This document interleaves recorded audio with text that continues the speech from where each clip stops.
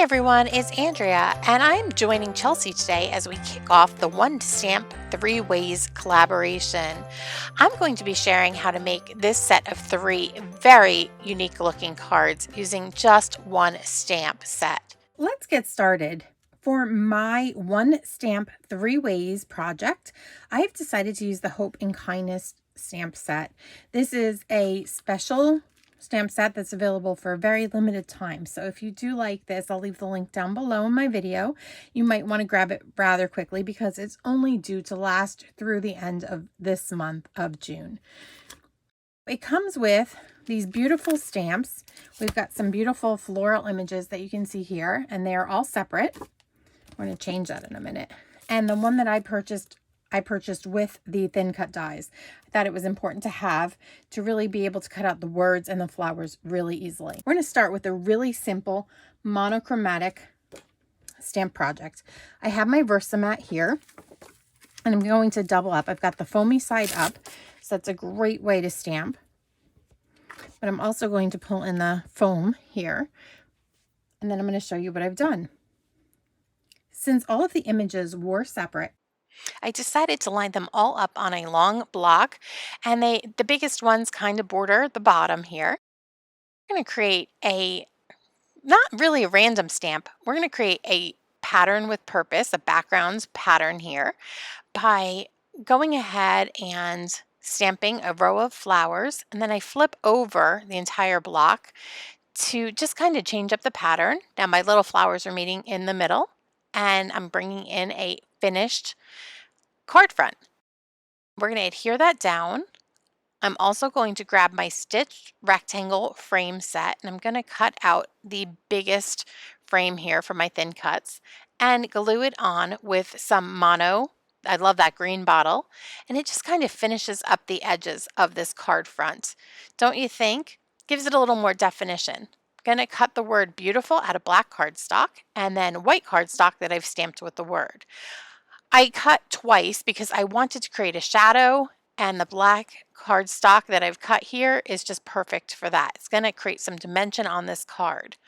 I'm also going to bring in the words "you are." It's a little tiny rectangular solid stamp, and I am just going to stamp that, cut it out with my scissors because there are not thin cuts for this particular rectangle because it's easy enough to cut right on your own.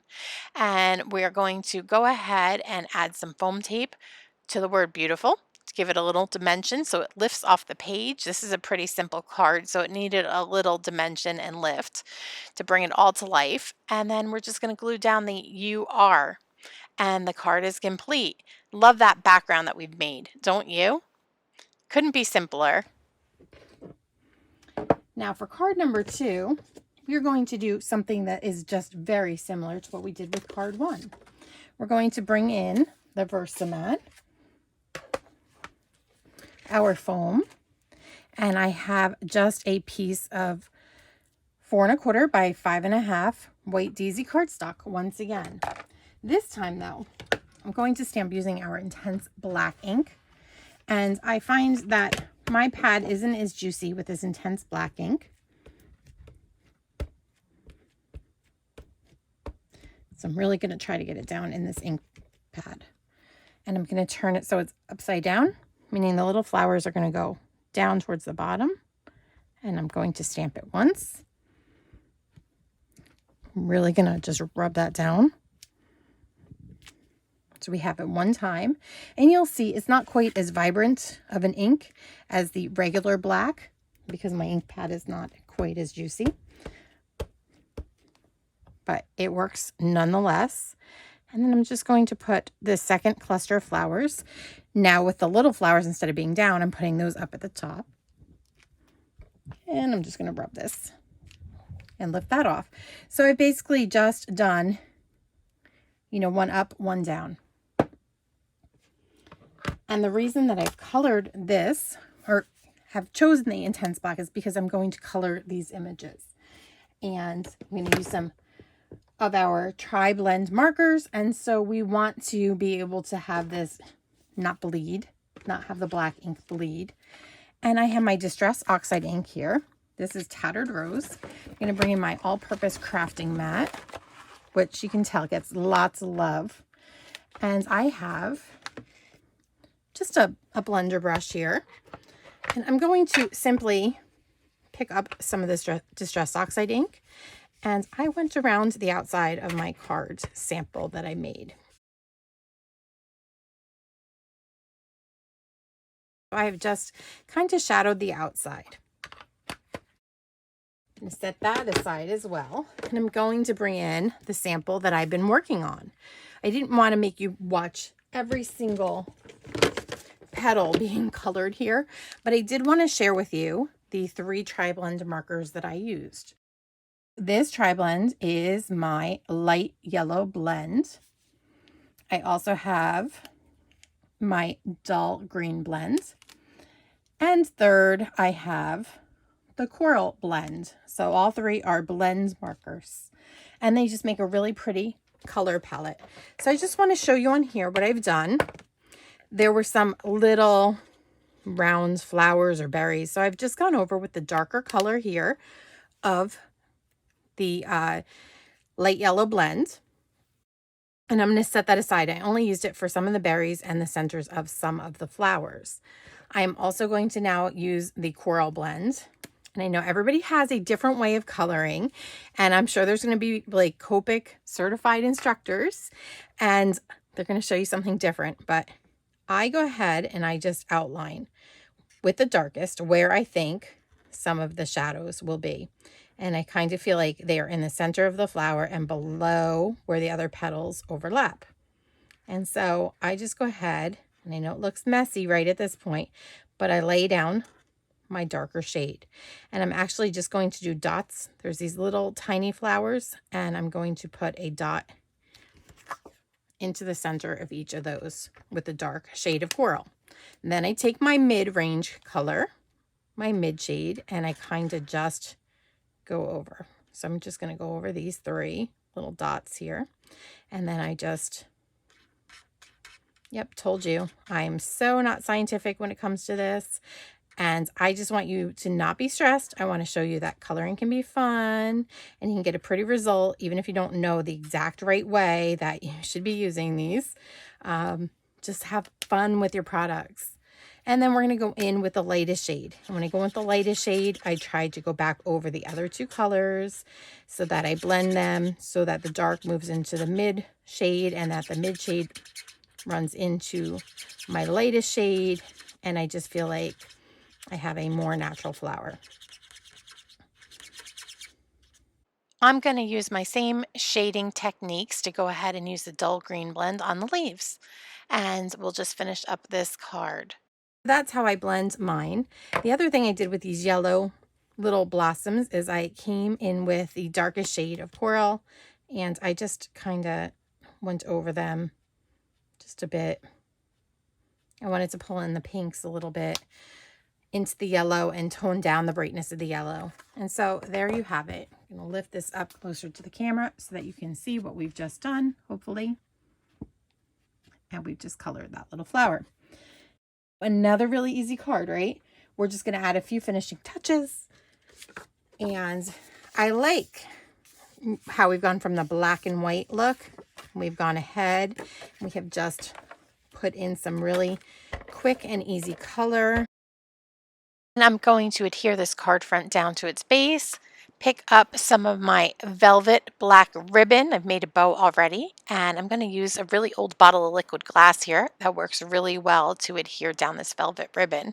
Then I just trim up the edges and we'll add the bow. And this card, card number 2, very happy bright card, will be finished. Next is probably the busiest card of all. So this is what I've done. I've gone ahead and cut a slimline card front out of our circle window slimline thin cut die. And I've done so in black cardstock, and I wanted it to have a little texture. So I ran it through our botanical embossing folder. Now the white core, this was not the solid black core cardstock. The white core did pop through a little bit. I just ran some black ink over it, and it kind of took away that white that came showing through the card. So I have a white card front, a slimline card, base from close to my heart, and I'm going to fold this in half, and I'm just going to simply pull out some more Distress Oxide ink, and I'm just going to lightly add some color here. Once I've done all 3 openings, we will just grab the tape and glue down this black card front here to our base. Okay, so I have cut out an assortment of these flowers. I have our card front, and I am going to just go ahead and use the same 3 colors of markers that we used in our previous card. And I'm going to do things a little simpler this time. I'm not going to shade. I want to see what happens if I just color these all very quickly, and let's see how they look. I've sped up this video tremendously, but I wanted to tell you that I did use all 3 shades of the coral and the dull green markers, and I've just randomly selected different shades to use on different leaves and flowers. As we finish coloring up our floral images, we will then move on to putting all of them onto the card front. We've colored these all pretty much without shading, and we're just going to go ahead, pull in our card, and I'm going to pop some of these up. I'm going to lower some of them down, and we're going to see how this card turns out. Using some foam tape and my green mono liquid glue, the Tombow glue, just placing these flowers around, I popped up the larger flowers and I am gluing down the smaller ones. Okay, so we've gone ahead and created all 3 of our cards using one stamp 3 different ways. And I want to just highlight this one for a moment. I want to send this one to somebody really special. I have lined the inside with some pretty cardstock here, and I put the Sending You Hope sentiment from the stamp set, stamp that, and a little bit of the flowers down here. I think that that's just a really pretty inside. It'll leave me enough room to write what I want to write to her down here. And then I've gone ahead with all 3 envelopes, and I've added a little bit of the floral down on the lower right corner, and then again on the back flap. Done that with all 3 cards, and envelopes, I should say, for my cards. And then here you have it. So we've got this beautiful tall slimline card, no shading. We've got this beautiful simple card with some shading and some Distress Oxide ink accents. And then we have just the really simple, but nonetheless beautiful little black and white card. So I hope that you've enjoyed watching this video, and that I hope that you realize that with any stamp set, you can get totally different looks by just doing a few different techniques. As always, thanks for stopping by and watching this video. Tomorrow we have Erin coming to you with her take on One Stamp 3 Ways. And if you've not yet done so, I'd really love it if you'd hit that subscribe button and become one of my followers. Thanks for watching. Have a creative day.